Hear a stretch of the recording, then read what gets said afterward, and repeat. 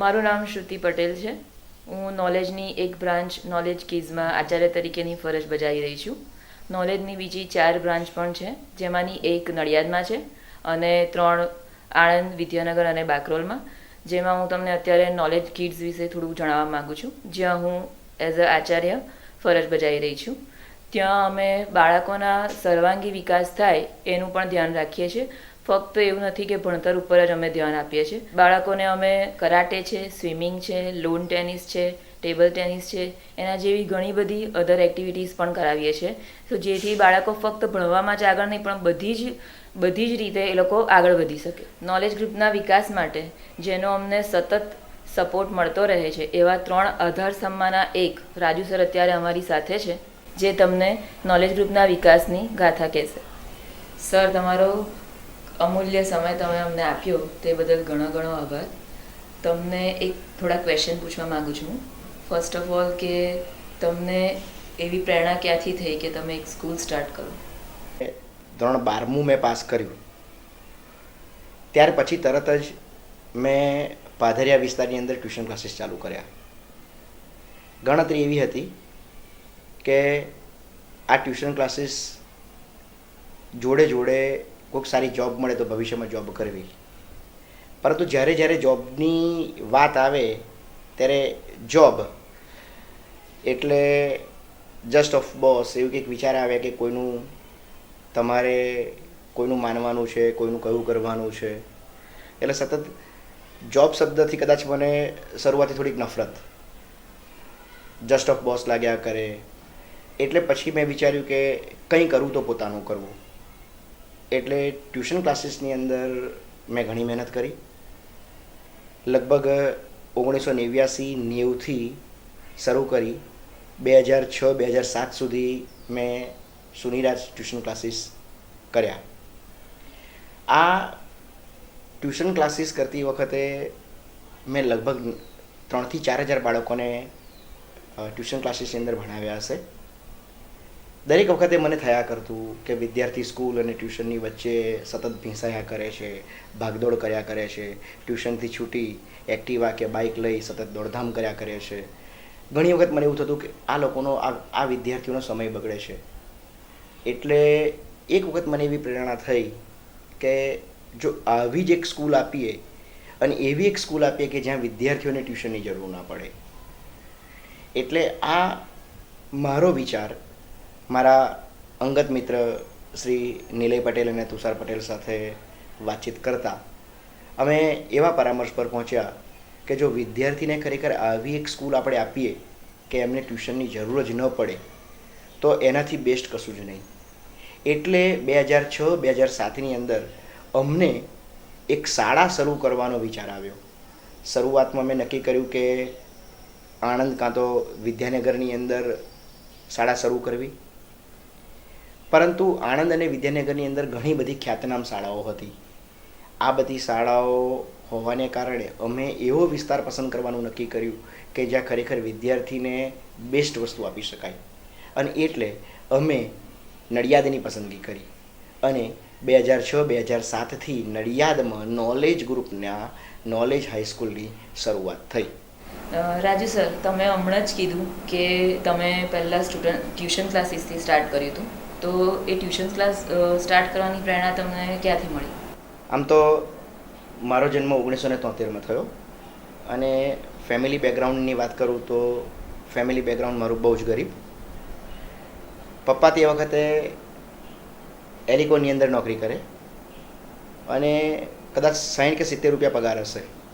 એમાં અમે 3 ભાઈ, મારા કરતાં 2 મોટા ભાઈ. એટલે ફેમિલીનું પૂરું કરવું, સાથે ભણવું અને ગુજરાન ચલાવવું ખરેખર એક દુષ્કર બાબત. મારા પપ્પાની તબિયત પહેલેથી નાજુક, એટલે ઘણી વખતે મહિનાના 15 દિવસ જોબ પર જવાય, ન પણ જવાય. ઘણી વખતે સેલેરી આવે, ન પણ આવે. એટલે શરૂઆતના વર્ષોમાં કદાચ મારું પ્રાઇમરી શિક્ષણ મેં લીધું એ દરમિયાન મેં ઘણી વખતે જોયેલું કે મારા મમ્મી એ લગભગ આજુબાજુની સોસાયટીની અંદર લોકોના ઘરે કામ કરવા જાય. હવે આ પરિસ્થિતિ મેં જોયેલી, વિચારેલી. એટલે શરૂઆતથી જ મેં વિચારી રાખેલું કે મારે કંઈક ફેમિલી માટે કરવું છે, મારે કંઈક ચોક્કસ બનવું છે. એટલે લગભગ હું 3-4 ધોરણમાં હતો ત્યારથી જ મારા મનમાં એક સતત પ્રશ્ન પૈસા માટે હંમેશા ઊભો થતો કે પૈસાનું આટલું બધું મહત્ત્વ કેમ, અને પૈસા આપણી પાસે કેમ નહીં. અને મમ્મીને જે સ્ટ્રગલ કરતા જોઈ, બરાબર છે, ઘણી વખતે સ્કૂલની ફી ભરવાની હોય, સતત સ્કૂલની અંદર ઊભા કરવામાં આવે કે તમારી ફી બાકી છે, તમારે ફી ભરવાની છે, સતત પૈસાની જે ખેંચતાણ જોયેલી, તહેવાર હોય, ઘણા બધા પ્રસંગો હોય, ઘરમાં પૈસા ન હોય, ઘણી વખતે મોટા ભાઈ કે બીજા મોટા ભાઈ છે એમની ફી ભરવાની હોય અને મારા મમ્મી કદાચ એમના દાગીના વેચી અને આ લોકોની ફી ભરતા. એટલે આ જે બધી પરિસ્થિતિ મેં જોયેલી, એટલે મેં તે વખતે વિચારેલું કે કંઈક કરવું છે, કંઈક આગળ વધવું છે, આ પરિસ્થિતિનો ત્યાગ કરવો છે. અને હંમેશા મને એવું લાગ્યા કરતું કે સ્વબળે જ કદાચ આપણે આગળ વધી શકીશું. કોઈની મદદથી કે કોઈની મદદ લઈશું, કોઈના ઉપર આધાર રાખીને બેસી રહીશું તો કદાચ ક્યારેય આ પરિસ્થિતિથી આપણે દૂર નહીં જઈ શકીએ. ખાસ તો ઘણી વખત મારા મમ્મી પપ્પા મને કહેતા કે મારી ઉંમર કદાચ 6-1 મહિનાની હતી અને હું ગંભીર બીમારીમાં સપડાયો અને 6 મહિનાની ઉંમરમાં એ લોકો મને મોગરથી આણંદ એમરી હોસ્પિટલની અંદર રાત્રે કંઈક 1 વાગ્યાની આજુબાજુ ચાલતા લઈને આવેલા. એટલે આ બધી બાબતો મેં સાંભળી છે, જોઈ છે, ફેસ કરી છે. ત્યારથી મને લાગતું કે બસ હવે ઘણું થયું, હવે કંઈક ઇતિહાસ આપણે બદલવાનો છે. અને આ બધા ઉપરથી મને લાગ્યું કે સ્વબળે જ આપણે કંઈક કરવું પડશે. એટલે ઘણી વખતે હું 8, 9, 10 ધોરણમાં હોઉં તો મારા દાદા દાદી, મમ્મીના પપ્પા મમ્મી એક નાના ગામમાં હિમા ગામે રહેતા, તો તે જગ્યા પર હું જતો વેકેશનની અંદર.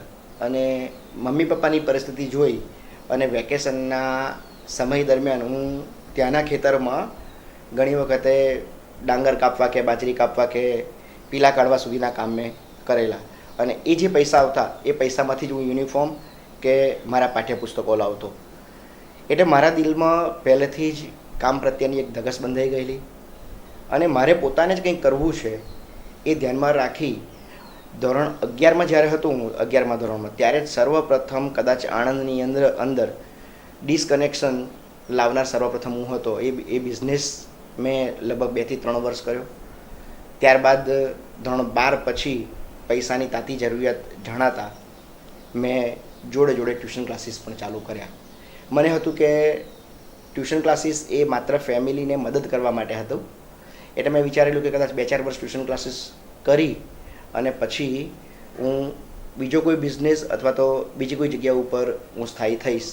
પરંતુ શરૂઆતના પહેલા વર્ષે માત્ર 3 બાળકો મારા ટ્યુશન ક્લાસીસમાં આવ્યા. એમને મેં આખું વર્ષ ભણાવ્યા. કદાચ એ 3 બાળકોની આખા વર્ષની ફી મને 1500 રૂપિયા મળેલી. બીજા વર્ષે લગભગ 18 બાળકો મળ્યા અને ત્રીજા વર્ષે એની સંખ્યા લગભગ 40 થી 50 ગણી થઈ ગઈ અને એના મને 150 થી 200 બાળકો જેવા વિદ્યાર્થીઓ, સ્ટુડન્ટ મને મારા ટ્યુશન ક્લાસીસમાં મળ્યા. અને પછી હું એ બાબતને વધારે મહત્ત્વ આપવા લાગ્યો. ત્યાર પછી મેં બીજા સ્ટાફને રાખ્યા અને એક સમય તો એવો આવ્યો કે મારા ટ્યુશન ક્લાસીસની અંદર 450 થી 500 વિદ્યાર્થી હોય. એટલે સતત અને સતત વિદ્યાર્થીઓ પાછળ સવારે 6 વાગ્યાથી હું કામ કરતો. ઘણી વખતે રાતના 10 વાગ્યા સુધી મેં કામ કરેલું છે. એક દિવસના મેં 14 કલાક કામ કરેલું છે. એટલે ટ્યુશન ક્લાસીસનો વિચાર આવવાનું એકમાત્ર કારણ કે ફેમિલીને મદદરૂપ થવું. સર, આપણી સ્કૂલમાં એવા પણ વિદ્યાર્થીઓ છે કે જે 90+ સ્કોર કરે છે અને એવા પણ છે જે સ્ટડીમાં ઘણા વીક છે. તો આપણે એમના વિકાસ માટે શું કરી શકીએ? વાત સાચી છે તમારી મેડમ. બધા જ હોશિયાર વિદ્યાર્થી આપણને મળવાના નથી. ઘણા વિદ્યાર્થી એવા હશે કે જે ખરેખર શારીરિક રીતે સક્ષમ હશે, અધર એક્ટિવિટીમાં બહુ જ રસ લેતા હશે, પરંતુ એ અભ્યાસમાં નબળા હશે. તો જે ખરેખર અભ્યાસમાં નબળા છે એવા બાળકોને સર્વપ્રથમ જો એક ચોક્કસ ધ્યેય આપવામાં આવે, ચોક્કસ ગોલ આપવામાં આવે, એ લોકોનું કાઉન્સેલિંગ કરવામાં આવે અને એ લોકોને સતત મોટિવેશન કરવામાં આવે, મોટિવેટ એમને કરવામાં આવે અને ચોક્કસ ધ્યેય આપ્યા પછી એ ધ્યેયને કેવી રીતે એચીવ કરવું એનું સતત માર્ગદર્શન આપવામાં આવે તો મારું માનવું એવું છે કે કોઈ પણ વિદ્યાર્થી જોડે આપણે ધાર્યું કામ કરાવી શકીએ. કારણ કે આટલી લાંબી કારકિર્દીની અંદર મેં જોયું છે કે ઘણા વિદ્યાર્થી 10માની અંદર 70% લાવ્યા હોય અને એમની ઉપર પૂરતું ફોકસ કરીએ, એમને પૂરતા ગાઈડલાઈન કરેલા હોય તો 12માની અંદર 90% લાવી અને મેડિકલમાં પણ જતા હોય છે. અભ્યાસમાં જે વિદ્યાર્થીઓ ખરેખર ઈચ્છિત પરિણામ નથી મેળવી શકતા એવા વિદ્યાર્થીઓનું આપણે એક લિસ્ટ બનાવીએ, ક્લાસ વાઇઝ મેન્ટરની નિમણૂક કરીએ.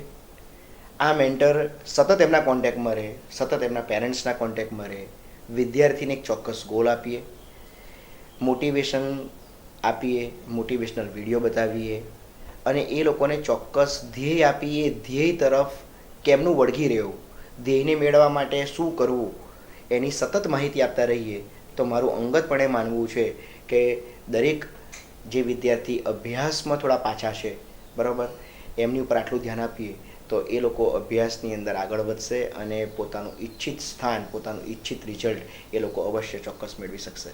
સર, તમે તમારા જે વિચારો અમારા આગળ વ્યક્ત કર્યા તે બદલ ઘણો ઘણો આભાર.